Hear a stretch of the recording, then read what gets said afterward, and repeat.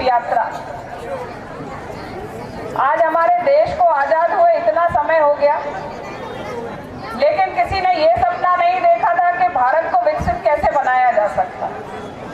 लेकिन हमारा सौभाग्य है कि माननीय मोदी जी ने जब से हमारे देश की बागडोर संभाली है, उन्होंने एक लक्ष्य लेकर चले हैं, इस भारत को कैसे सम्मान दिलाया जा सकता, इस भारत को कैसे विकसित राष्ट्र बनाया जा सकता।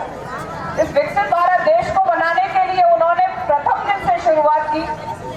और आज हम सभी भी जानते हैं कि आज जो हमारे देश की इज्जत और सम्मान विदेशों में भी बढ़ा है, ये माननीय मोदी जी का प्रयास है। और उनकी कार्यशैली है कि आज जो हमारे देश का गौरव विदेशों में बढ़ा है, आज हर जगह जाकर जो सम्मान की नजरों से भारत को देखा जाता है, तो ये माननीय मोदी जी का अथक प्रयास है।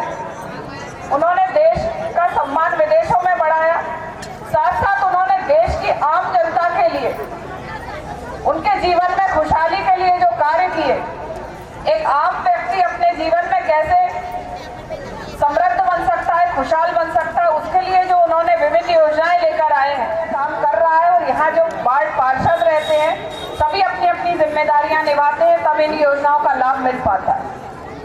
आप ये भी जानते हैं कि गरीबों के कल्याण के लिए, कि देश में कोई व्यक्ति भूखा ना सोए, उसके लिए उन्होंने मुफ्त अनाज देने का वादा किया।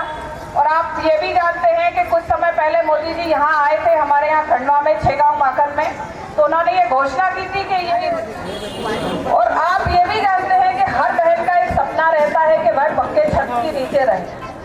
हर बहन का ये सपना रहता है कि उसका भी एक पक्का घर अपना हो। तो ये योजना भी माननीय मोदी जी लेकर आए कि आज आप जमा करते हैं, उसके बाद उनको 20,000 मिलता है, 20,000 के बाद 50,000 मिलता है, और जब 50,000 उनका रेगुलर रहता है तो उसको आगे आने वाले समय में 5 लाख तक की पात्रता रहती है कि वो लोग ये ले सकते हैं। पिछले वर्ष 17 सितंबर को पीएम जो एक बीमारू राज्य था, आज विकसित राज्य के रूप में हमारे सामने है। पुरानी परिस्थितियों में आज की परिस्थितियों में जमीन आसमान का फर्क है। जैसा अभी राजेश भैया बोल रहे थे कि योजनाएं जितनी चल रही हैं, लोगों को ये भ्रम था कि ऐसा नहीं हो कि मुख्यमंत्री बदलेंगे तो ये योजनाएं बंद हो जाएगी। शिवराज सिंह चौहान जी भी भारतीय जनता पार्टी के कार्यकर्ता थे, उनकी भी जन कल्याणकारी योजनाएं आम जनता के लिए थी। आज मोहन यादव जी हमारे मुख्यमंत्री हैं, तो वो भी जन कल्याण के लिए ही कार्य करेंगे। और उन्होंने भी घोषणा की है कि कोई योजनाएं, किसी भी प्रकार की कोई योजनाएं जो निरंतर चल रही हैं वो बंद नहीं की जाएगी। तो हम सबको बोलते हैं ना कि भारतीय जनता पार्टी है तो विश्वास है, और बीजेपी जो कहती है वो करके दिखाती है।